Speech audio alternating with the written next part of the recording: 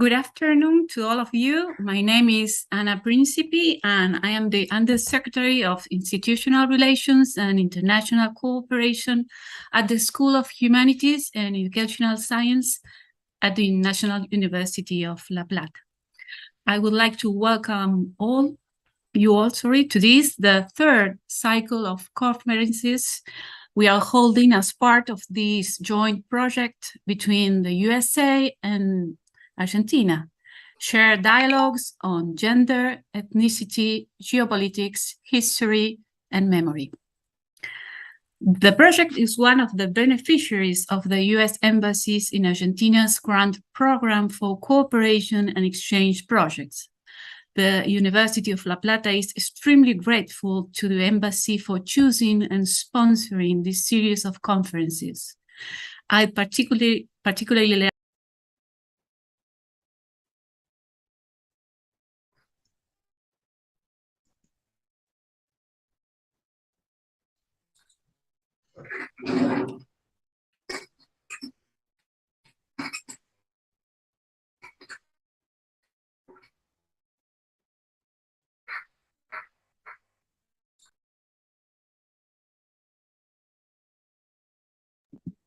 Se silenció, Ana. It's okay. Sorry. Okay. So at these events, from there or before? There. At these events, 22 professors from the USA and Argentina will discuss and call into questions the connections, intersections, and points of contact between concepts such as ethnicity, class, feminism, testimonial literature, translation, and the decolonial term, language teaching, geopolitics, history, and memory.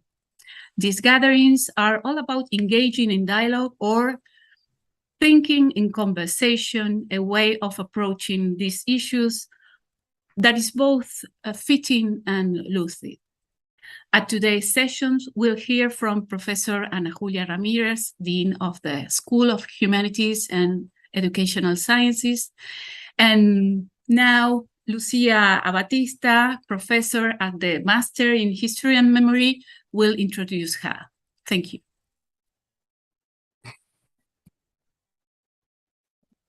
Hello, and welcome to the first session of the virtual conferences called Colonial Inheritance, Popular Memories, and Intersectionality in the Social Mobilization of Our Time.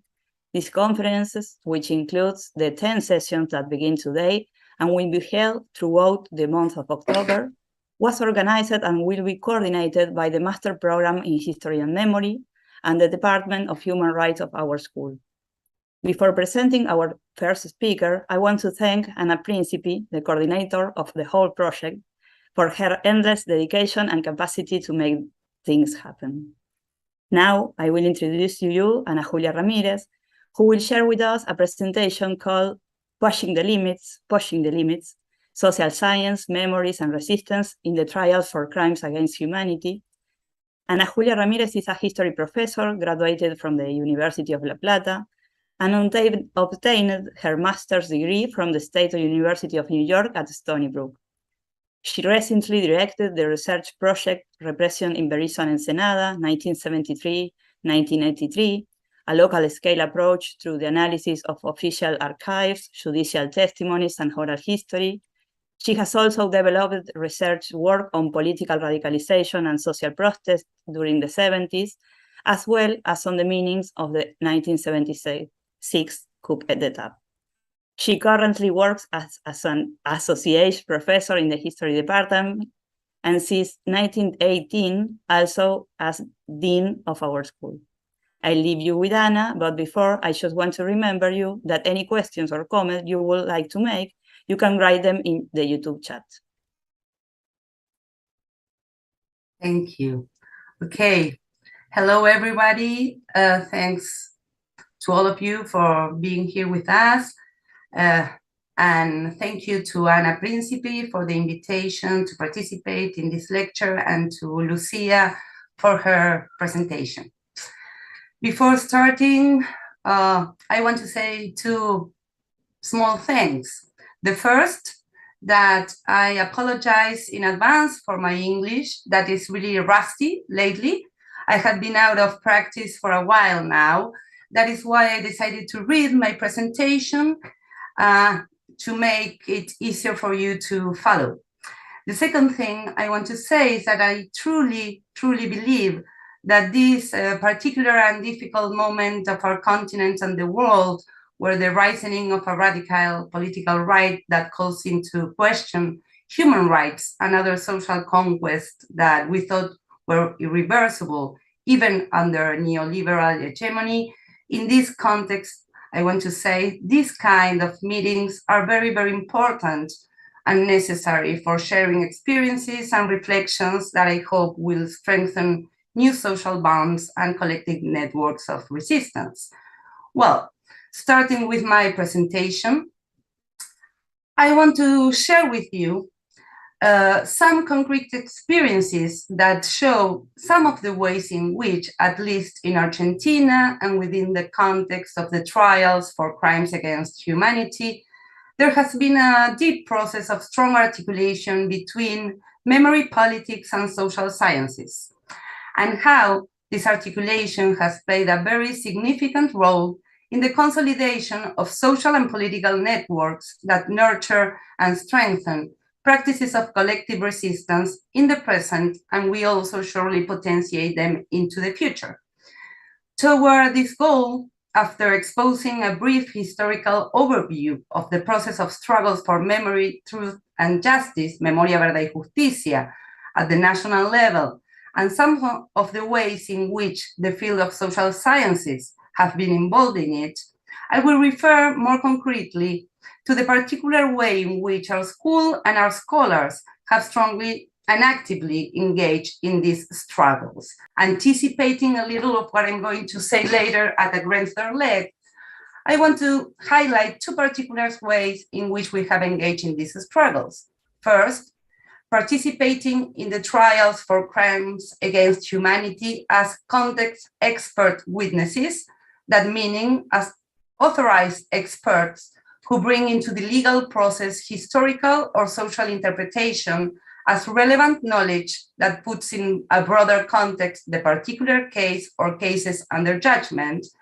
And secondly, developing a broad but specific academic research program called Programa para la Reconstrucción de la Memoria del BIM3, launched in 2011 and still very active, a research program that seeks to reconstruct and recover the history and the memory of a Navy military base that, during the last dictatorship, played a key role in the local repressive network, and that was located on the same land where our new school campus was constructed in 2014, and where we developed all our activities since then.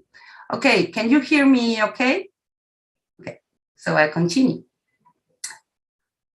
Regarding the historical overview, we can say that at the time of defining the relocation of our school campus to such an emblematic site around 2011, our school and many of our scholars had already a long history of involvement with the policies of memory, truth, and justice that human rights organizations had promoted since the end of the dictatorship and had strongly reinforced during the 90s as a fundamental basis for the resistance to neoliberalism in our country.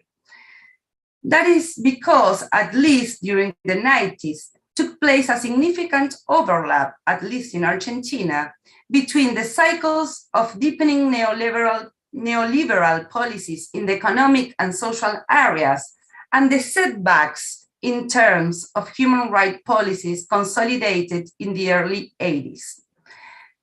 The parliamentary approval of the so-called impunity laws in the late 80s and their reinforcement in the 90s, with the indultos, these pardons for members of the juntas militares, the military governmental boards, who had been convicted in the beginning of the democratic transition, led to an impasse, to the closure of the trials for crimes against humanity that Argentina had started in 1985. But also conversely, the moments of rising social protest and advance of popular demands coincided with substantial achievements in the struggle against impunity for crimes of the dictatorship.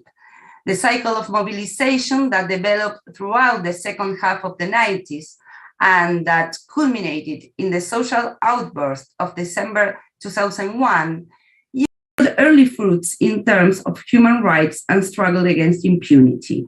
In 1999, the first bill to abrogate the so-called impunity laws was approved, and even when it had no concrete legal effects, some other gaps were open to initiate new trials for crimes which hadn't been reached by those laws, such as the kidnapping of newborns and the theft identity cases.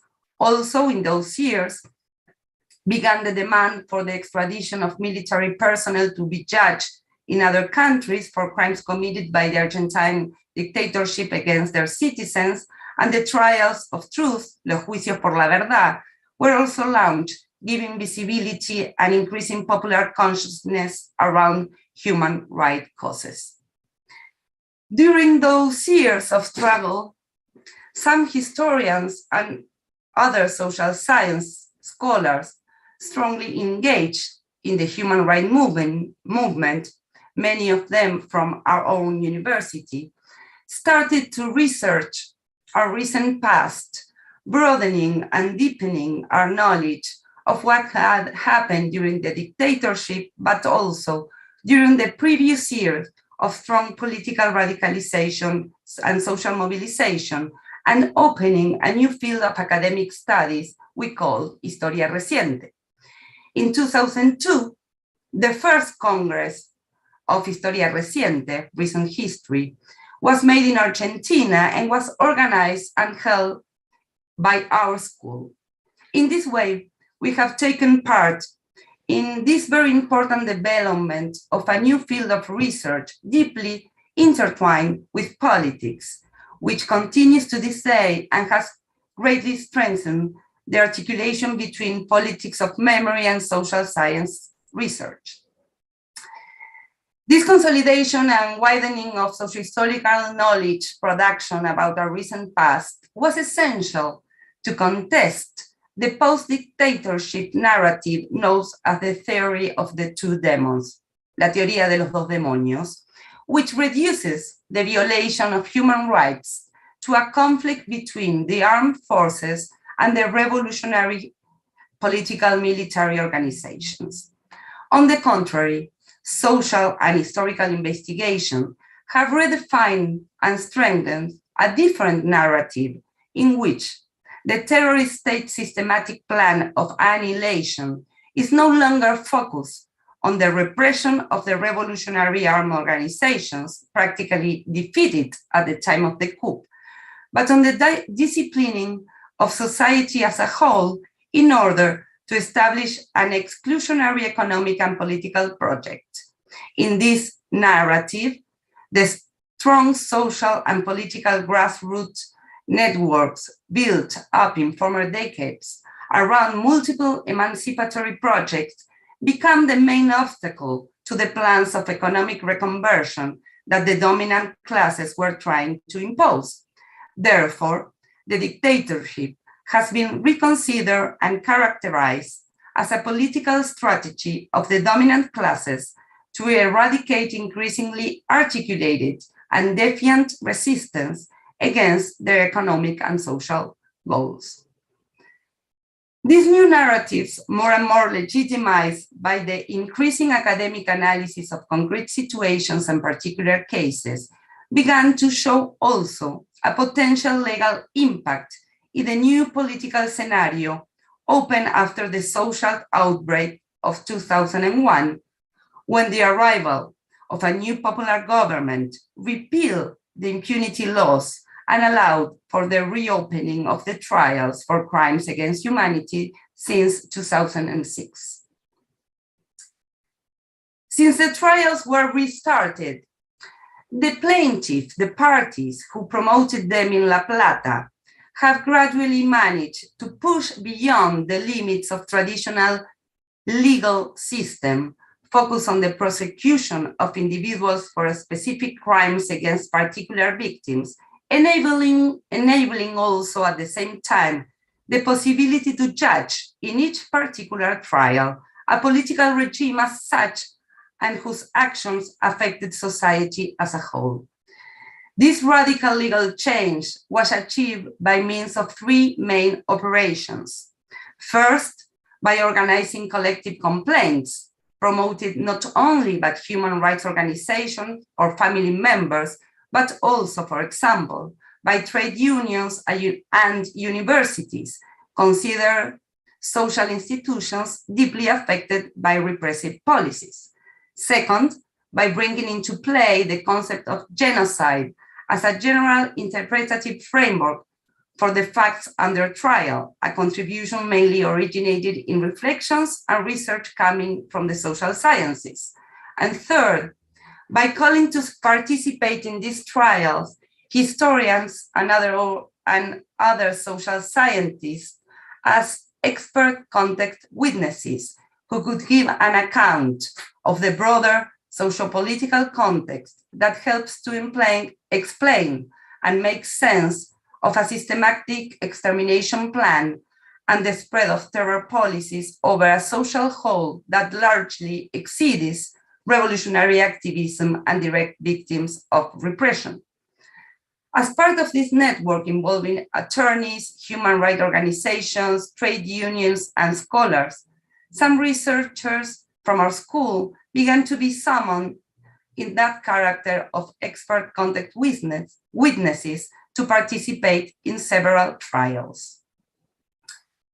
As an example of this, I will refer now to the specific trial held against the Navy Task Force number 5, developed during 2015, a trial where the Navy was judged as responsible for the repression mostly in the cities of Berisso and Ensenada, two industrial communities bordering La Plata, where the burden of repression fell mostly on workers' community with a strong tradition of struggle and organization.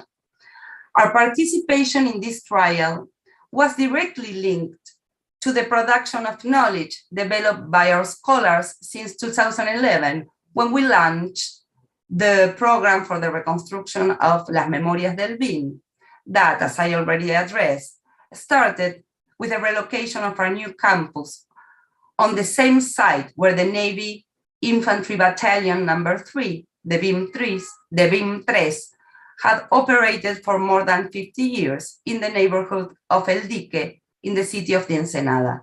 This Navy battalion had been part of the repressive network put under trial.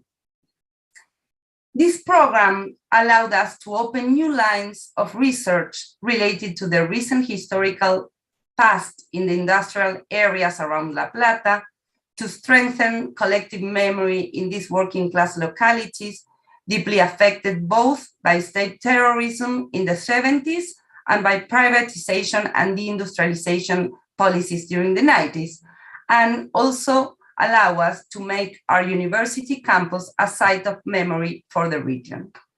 In order to get there to achieve these goals, we developed various strategies, all of which implicated building strong and deep bonds with local survivors of the repression and local family and human rights organizations. But the most important of these strategies was this project to restitute and recover the memories of the detenidos desaparecidos and murdered by the dictatorship in a book that compiles their biographies and life stories. This book, that we titled Memorias del BIM, the Memories of the BIM, was made in collaboration by researchers, undergrad students, human rights activists, and victims, relatives, and friends. The first source we used to produce the book was a list of victims compiled by the plaintiffs who were attempting to take the case of the Task Force number 5 to court. In order to strengthen and make this case more visible, we launched the first edition of the book in March 2015, after being noticed that the trial would reach the oral instance in June of that same year. In the first edition of this book, we gathered around 58 biographies of victims of the dictatorship and made the first historical and systematic reconstruction of the role played by the Navy in the region and of the functioning and organization of its repressive local network. This historical reconstruction was later presented in the trial as an evidence of the systematic and organized plan of illegal repression held by the Navy in the cities of Berisso and Ensenada.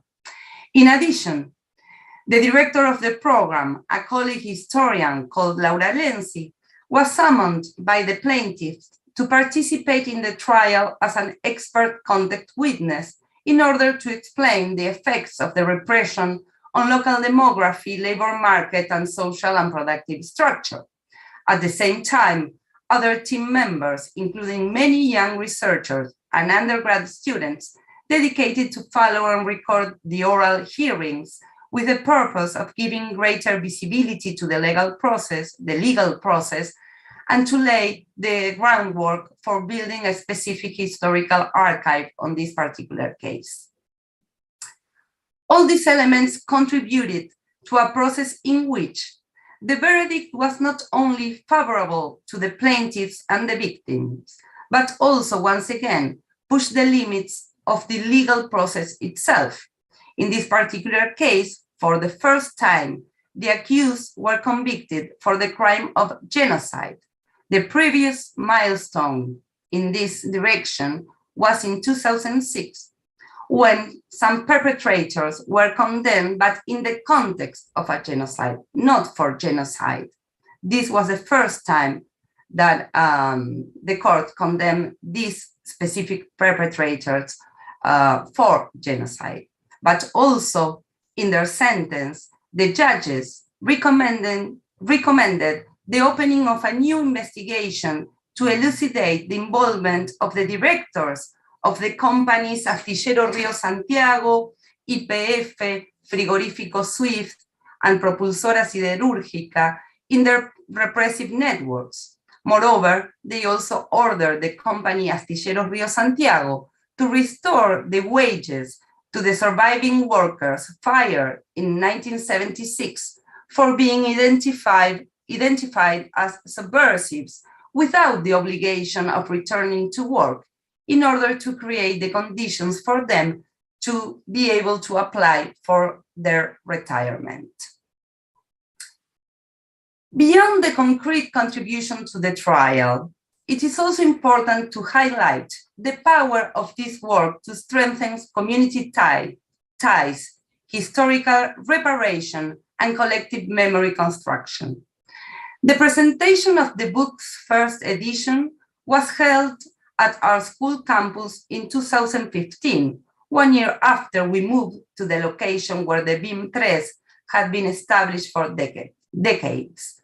The main speaker in this activity was a surviving worker of Astillero Río Santiago, who had been imprisoned and tortured in 1976 in the same location where he was now presenting the book to an auditorium plenty of victims, relatives, and friends, human rights and local trade union organization, local authorities, and university students and researchers.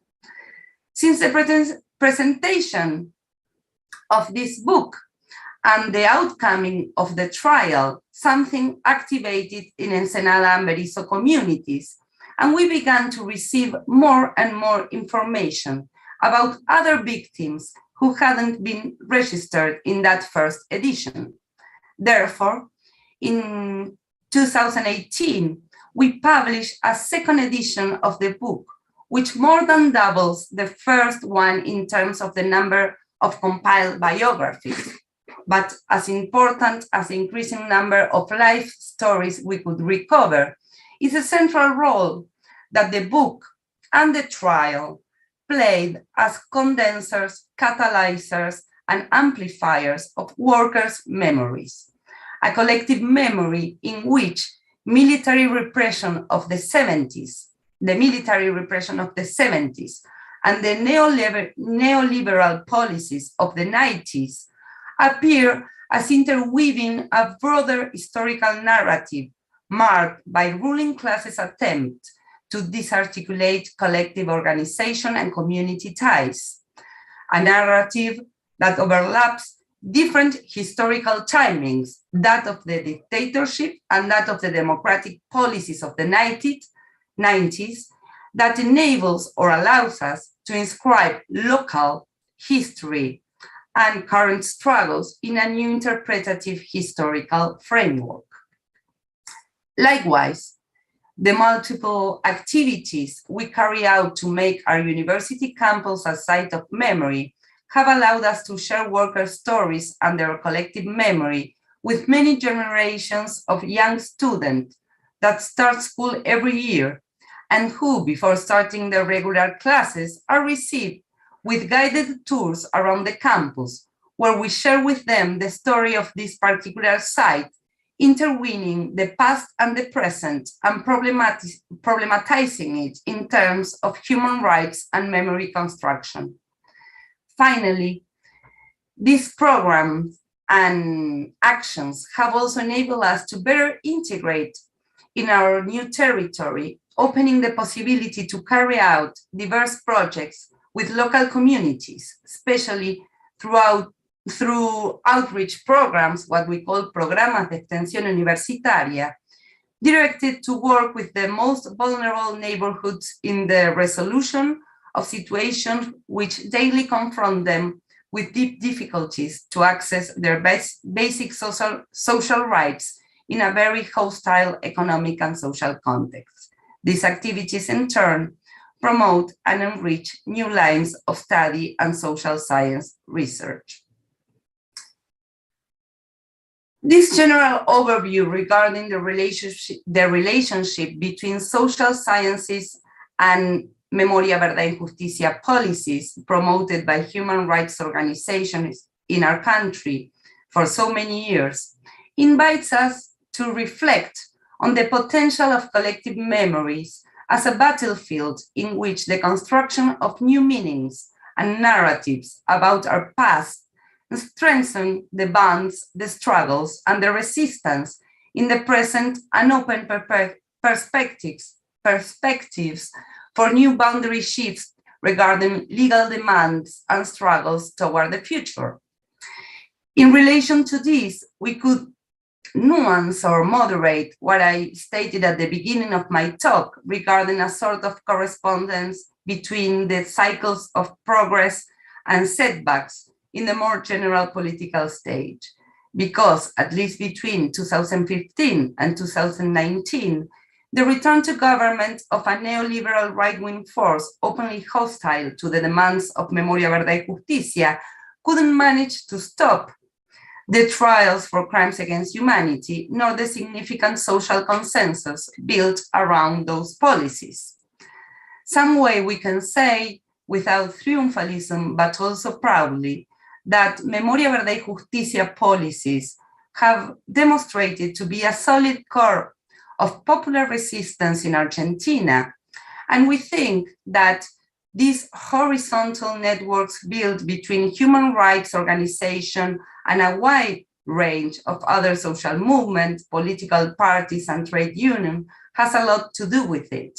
We can also say with pride that many academics from the humanities and the social sciences have been a central part of these networks, contributing with their specific knowledge to the construction of contextual, general, and systematic narratives which made visible and legitimize the voice of historically subaltern collective subjects, and that, in particular, in the case of the trial for crimes against humanity, have enabled and strengthened the legal strategies through which the plaintiffs could push the limits of what can and should be judged. To start ending my presentation, I want to mention another very illustrative example of this. That is a very recent trial that made the Argentine state responsible for the Napalpí massacre. This time, we are not talking about our last dictatorship, but about a violation of human rights committed almost a century ago in 1924 in the actual province of the Chaco, when security forces, in collaboration with local civil guards armed by the local ranchers or landowners, attacked the Napalpí Indian reduction in order to disrupt a strike movement, slaughtering about 400 or 500 members of the Muquot and Cuom communities and unleashing a fierce and systematic persecution of the few survivors of the attack. Legal reconstruction of these facts would surely have been unthinkable under legal parameters existing before the trials for crimes against humanity were reopened at the beginning of this century, and without all the subsequent legal advances in the prosecution of the humanity crimes that I have just tried to summarize. Before them, the physical absence of both the direct perpetrators and the survivors and eyewitnesses of the massacre would probably have rendered a prosecution of this event abstract and impossible. However, after all the achievements of these years, the limit of what is considered to be legally judged has been gradually expanded until a sentence such as this one became possible. This exemplary sentence in the trial for the Napalpí massacre puts the focus back on the political potentiality of the articulation between memory, resistance, and social sciences. Collective memory allowed to these communities to build a historical narrative that empowered their present condition as a political actor.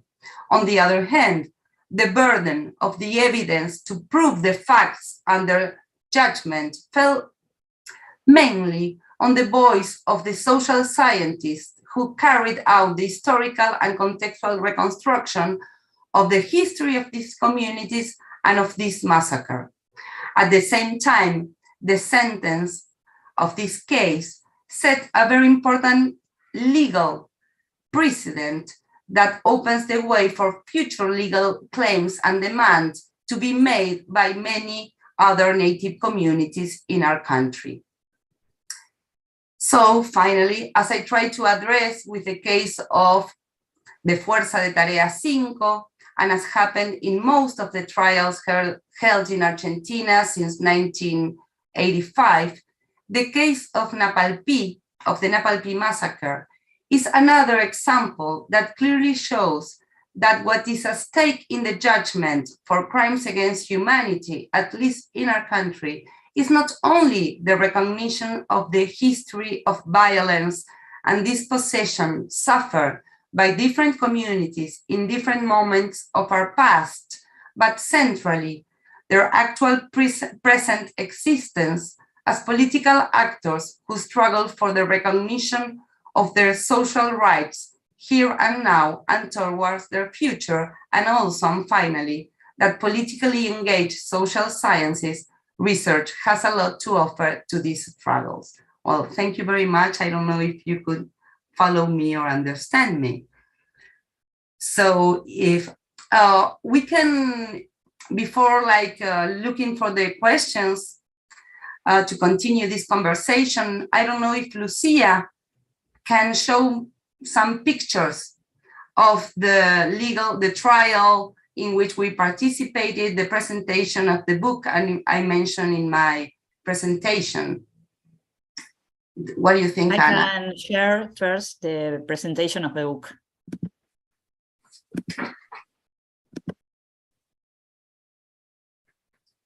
Well, this is a presentation of the book. This is Margarita Mervilá with a microphone. She's one of the authors of the book. And to her left is Mario Peláez, the worker that presented the book and that was tortured and imprisoned in the BIM3 in 1976. That is Mario Peláez. He talked for an hour and a half during the presentation. Well, this is another picture of the same. These are many of the students and young graduates that participated in the writing of the book.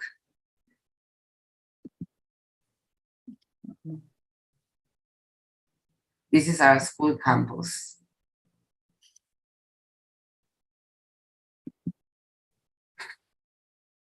This is the auditorium.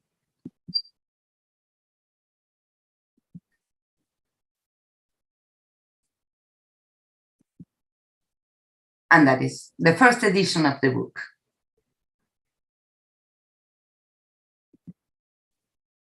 And now I can Thank you, Lucia. search the one of the This is the trials. new edition of the book, the second one, Okay. wider. Yes.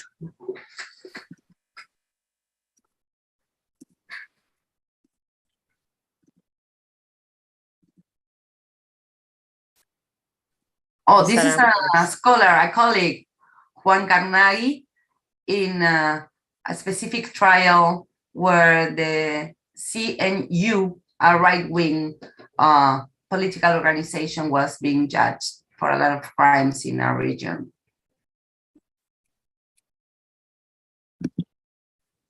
There is one comment, and Andres Villalba says, the presentation was really interesting with a lot of important data from those tragic years.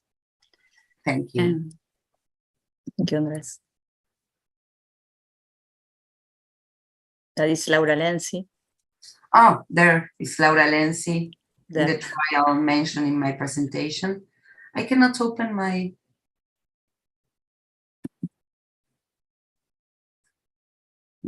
That is Laura. there she is.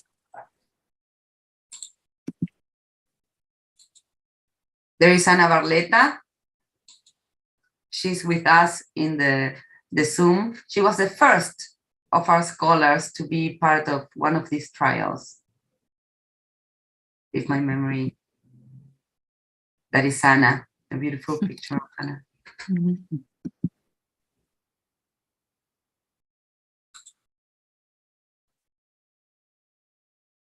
In that case, is the book Huellas, about the desaparecidos of the UNLP. What she talked about in one part of her explanation.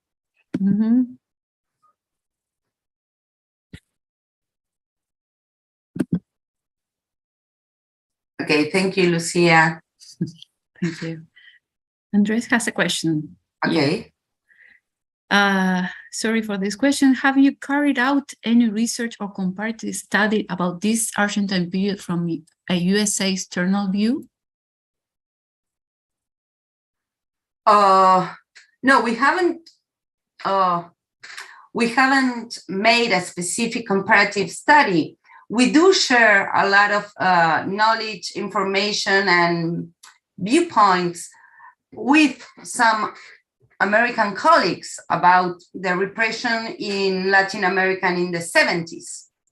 And so we have this like academic conversation with them and with other colleagues in Latin America that make comparative approaches, but we haven't like studied the period from the US perspective, though there is a lot of literature on the participation of the US government in the South Con military dictatorships during the 70s, particularly in Chile, where the participation of the US embassy was very direct and known. I don't know if I answered the question. And everybody can, and Lucia and Ana can participate also in Spanish if they want.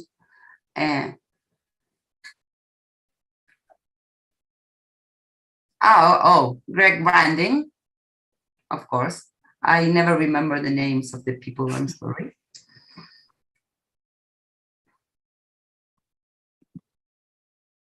Ustedes realizaron una traducción de Greg Grandin sobre toda la participación en los juicios, ¿no? Ahí hablo en español, que es mi lengua materna.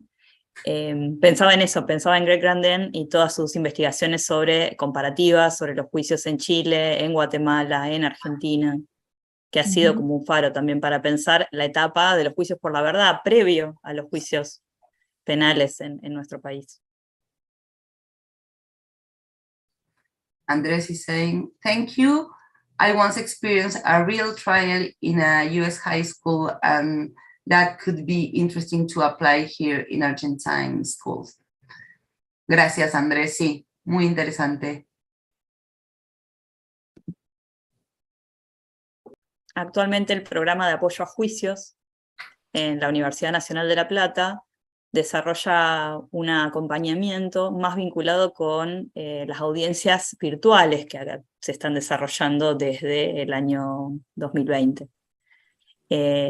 Previamente, el programa buscaba precisamente incentivar la participación de cátedras, las cátedras, por ejemplo, de la Facultad de Artes, desarrollando también intervenciones a partir de la experiencia de asistir, y las cátedras de nuestra facultad, por ejemplo, desarrollando gacetillas, crónicas y otro tipo de producciones y materiales a partir de que los estudiantes y las estudiantes asistían a las audiencias.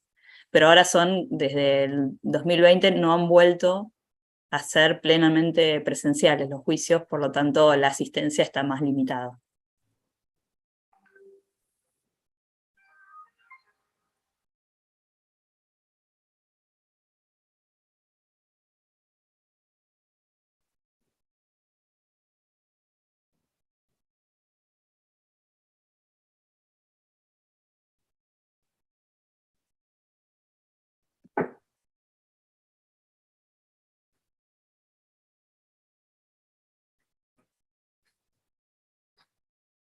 Andrés dice, that's great, qué genial, a lo que acabas de decir, Lucía.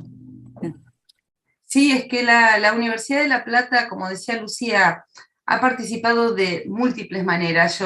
I'm sorry, I started in Spanish.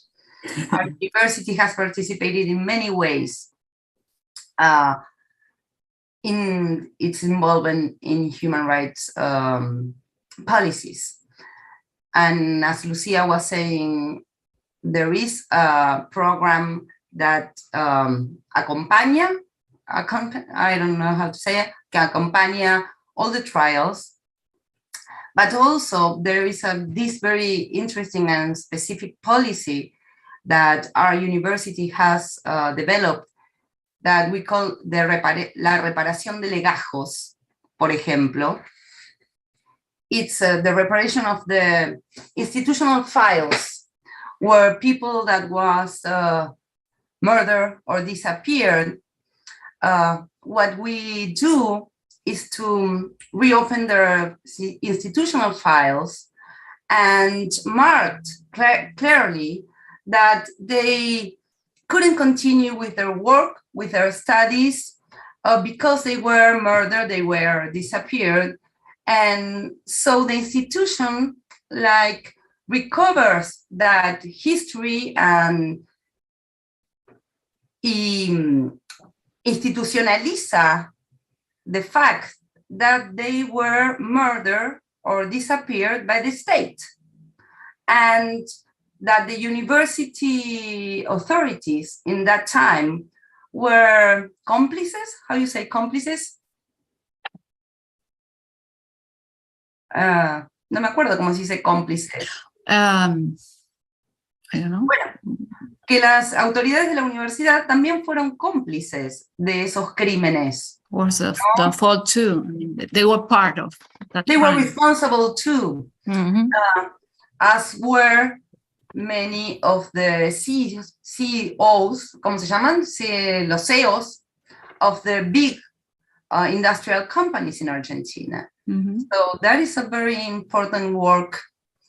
Universities, attorneys, social rights movements also have to do, and we are in it.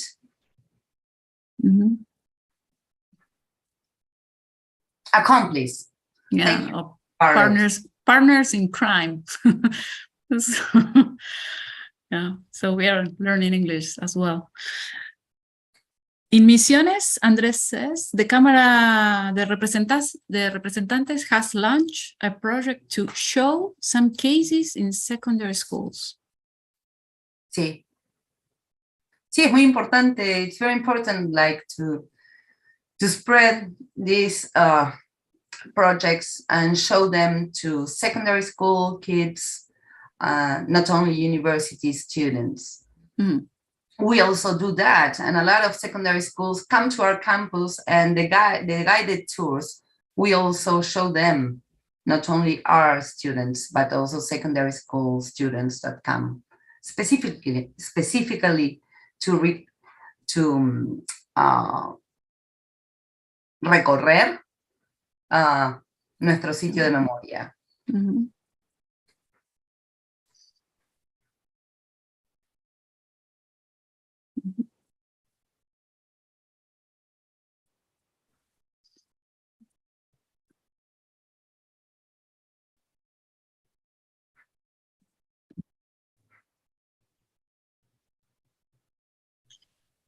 Yo me quedé pensando en lo importante cuando planteaste en el recorrido previo. Hay también una pregunta, un comentario de Andrés, pero digo, para también proponer como en ese recorrido previo cómo la maestría en Historia y Memoria también en nuestra facultad, desde aquel encuentro del 2002, generó, ¿no?, como todo un polo de atracción, de reflexiones, incluso antes del contar con la posibilidad de trabajar y de tener la provocación y el desafío de trabajar el Expo 3, como la maestría en Historia y Memoria de por sí ha sido como un polo en toda América Latina para construir estas reflexiones. Claro.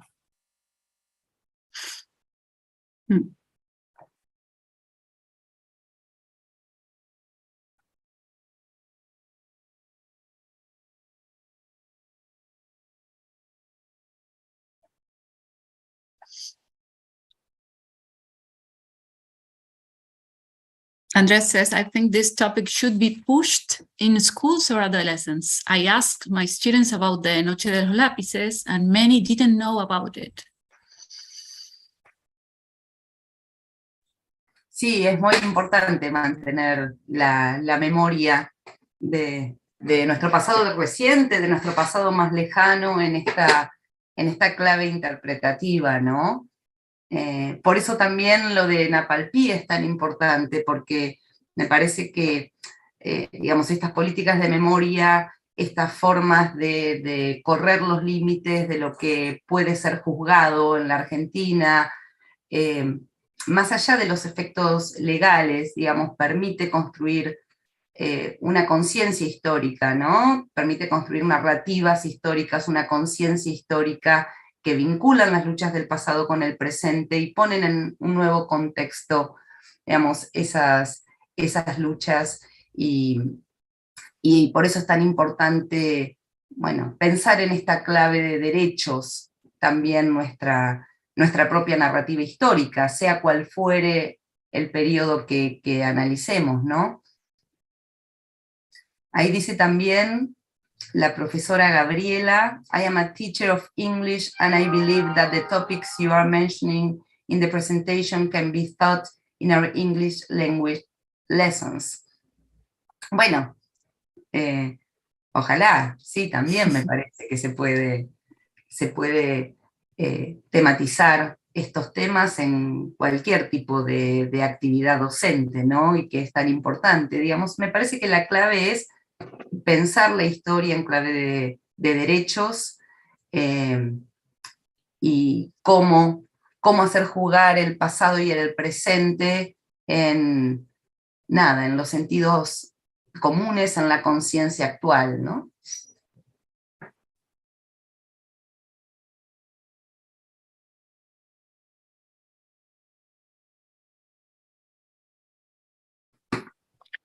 ¿Recordás, Ana Julia, ese testimonio de 1 hora y media? ¿En qué zona se detuvo?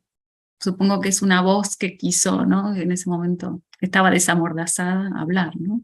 A ver si Lucía y Ana me ayudan, pero fue interesantísima la 1 hora y media de charla con Mario.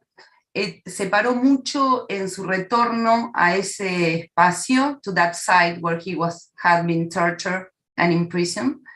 Eso fue muy importante en su relato, la impresión y la alegría de volver a ese sitio donde había sido torturado y que ahora fuera un campus universitario lleno de vida, lleno de estudiantes jóvenes, lleno de nuevas luchas, y sobre todo también, y esto es lo más interesante, se detuvo en sus luchas, en el por qué había sido secuestrado y torturado, en toda la organización al interior de la fábrica, de su militancia sindical, de la organización de un convenio colectivo de trabajo que había logrado objetivos importantes para los trabajadores. Se detuvo básicamente ahí, en recuperar su historia anterior al horror, ¿no? Su historia de militancia, su historia de construcción colectiva, su historia de luchas, en conjunto con otros tantos compañeros de la región. Eso es lo central, ¿no? De estas historias, no tanto el sufrimiento, sino recuperar esa historia de construcción colectiva, de luchas colectivas, y de reponerlas en el sentido que tienen en relación al golpe de Estado y a la represión tan feroz que se desató sobre la sociedad en su conjunto, a partir de, incluso un poco antes del golpe de Estado, a partir ya del 74 y sobre todo del 75 y sobre todo a partir del golpe del 76.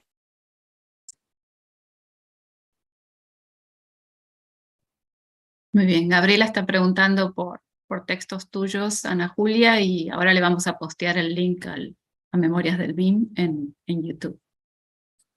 Y bueno, nada, yo puedo ahora también recuperar algunos de mis artículos, están en la revista Sociohistórica. Mucho de lo que tomé para esta presentación, algunas cosas las escribimos junto con Ana Barlete y Laura Lenzi en una revista, la revista del Departamento de Sociología de nuestra facultad, no me acuerdo el número de la revista, y ahí, Lucía, vos me podés ayudar, porque también las ideas fuertes, algunas ideas muy fuertes sobre los juicios, sobre todo, las saqué de un artículo que escribieron Lucía, Ana Barleta y Laura Lenzi, que ¿dónde salió, Lucía? Tuvo una primera edición en una colección con la Universidad de Rostock y la edición ampliada y corregida recientemente en la publicación Comprender y Juzgar, si no me equivoco, coordinado por Patricia Funes.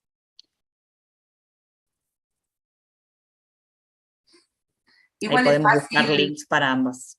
sí, igual es, digamos, se encuentran fácil en Google las publicaciones, porque están todas también colgadas en el repositorio académico que tenemos en la facultad, en la biblioteca de la facultad, entonces rápidamente aparecen a la vista cuando se las busca.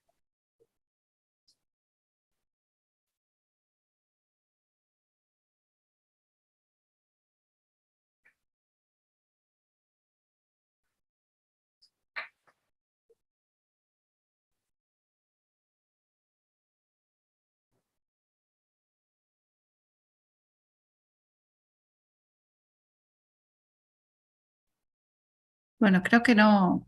I think there aren't more questions or comments. No? Sí. Okay, well, yes, there's one. Andres, personally, this is a sensitive topic. My father was a gendarme and he resigned because he could not stand the situation in Misiones. Sí, sí, es muy sensible y es muy importante, bueno, seguir investigando estos temas que tienen aparte sus diferencias regionales muy marcadas, ¿no? Seguramente no es lo mismo la ciudad de La Plata, Berisso y Ensenada, que pueblos del interior de nuestra provincia de Buenos Aires, o situaciones particulares en distintas provincias. Misiones, una provincia también muy atravesada por la organización colectiva, las ligas agrarias y todo, un desarrollo muy, muy interesante y que está siendo también investigado.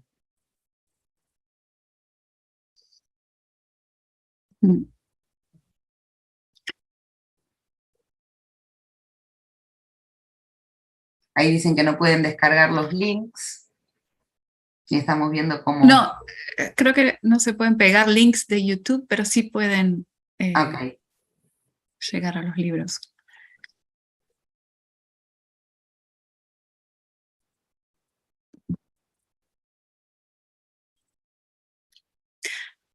Sí, me parecía oportuna también esta conversación por el estreno de la película, ¿no? Después debatiremos tal vez en otro momento acerca de Argentina 1985.